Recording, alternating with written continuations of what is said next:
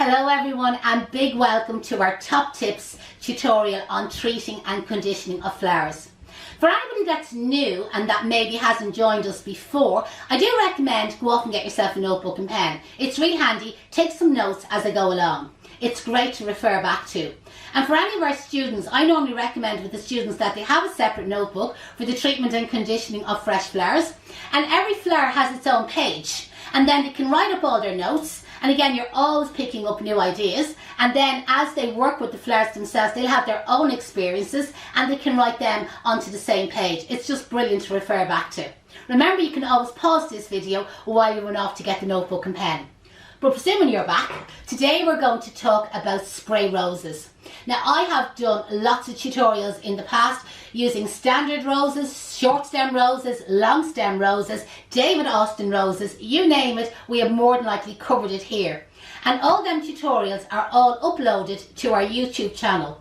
If you just go to YouTube, subscribe to the Case Flower School, you will get lots and lots of free tutorials, but also you'll get the notification every time we upgrade a new one. We're always uploading like free classes, demo classes, ideal for the beginners or again the hobby florists just starting off.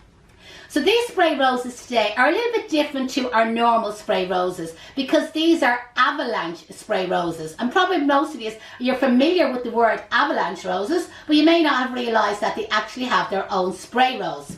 So to write down in your notes, the first thing is the minimum you can buy of spray roses is 10 stems. That's if you're buying them in wholesale. So normally with spray roses, you get anything between 3 and 10 heads per stem. Where with these avalanche, you can see we're just getting the 3 heads, like 1 large head and 2 smaller ones. And you can see that there on all of the stems. The other thing that you will notice straight away is the larger head is nearly as big as one of the standard heads that's out there. Where normally with spray roses, they would come in approximately that size there as in all of them. So you can see these are a little bit different.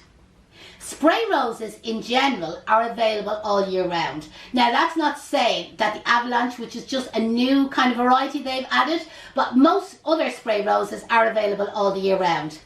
They last between 7 and 12 days, but that obviously depends on how warm the room is. Ideally they love conditions 2 to 5 degrees Celsius, which is easy to control in a flower shop. A lot harder when you actually send them out to your customer because most of them will have their houses a lot warmer.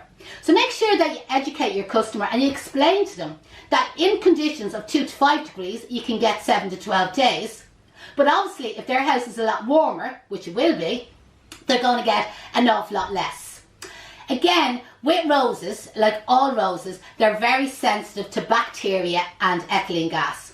So by removing the plastic, we immediately allow any ethylene gas to escape. But just make sure if you have any old flowers in your house or in your shop, that's going to release extra ethylene gas, and again it's going to make the roses deteriorate faster. Another thing that can affect the flowers would be fruit and vegetables. So again, bananas especially, if you have older or ripened fruit, you know, like bananas, apples and oranges, etc., again the ethylene gas that's naturally being produced from your fruit and veg will affect the longevity of your flowers. So what do we recommend doing? So you remove the plastic, that allows the ethylene gas to escape. Remove any old flowers, remove any fruit and veg. The next thing is buckets and vases have to be scrupulously clean. If it's not clean enough to drink out of yourself, it's definitely not clean enough to put the flowers into. And I'm dead serious there. I recommend that all our students sterilise their buckets. It's worse than babies. You know the way you'd sterilise babies' bottles? Well, here at the school, we sterilise all our buckets and vases, but we use domestic bleach for it, okay? If you've never seen any of them tutorials before, you will find them on the YouTube channel. As I said, just search Case Flower School. There's lots of video tutorials that you can watch there. So presuming we have our bucket scrupulously clean, no bacteria, vases sterilised, clean fresh water, and I would always add flower food to the water. Roses especially love flower food in that first drink that they have.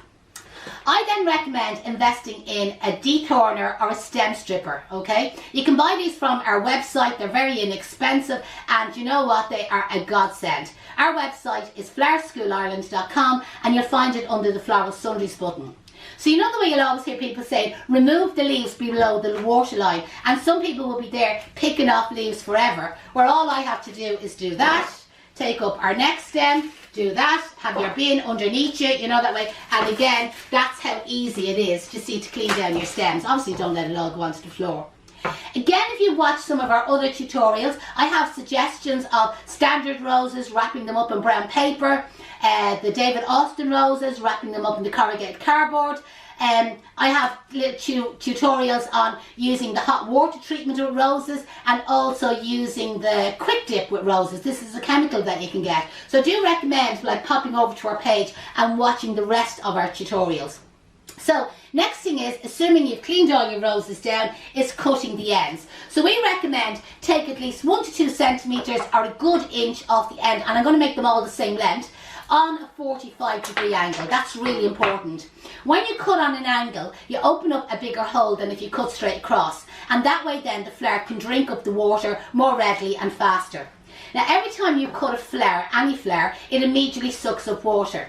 So with spray roses, especially if you have a lot of heads, these haven't, okay, but with other traditional spray roses, so to encourage the heads to open up a little bit faster for yourself, I would recommend for the first couple of hours, cut them every 4 hours. So in 4 hours time, recut these roses again. Now don't go and take a big lump off them, you know that way, like ½ centimetres loads. And in 4 hours time, cut them again.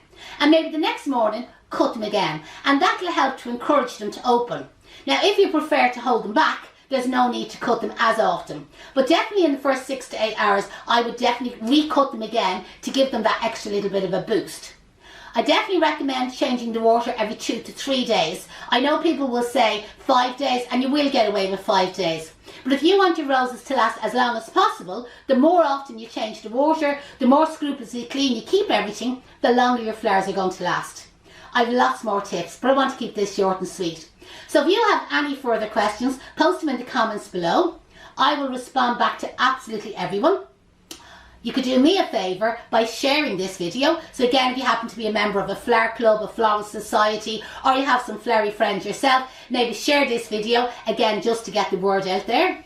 And listen, thanks for joining me. I hope you learned something. And my name is Janette, and I'm from Case Flower School.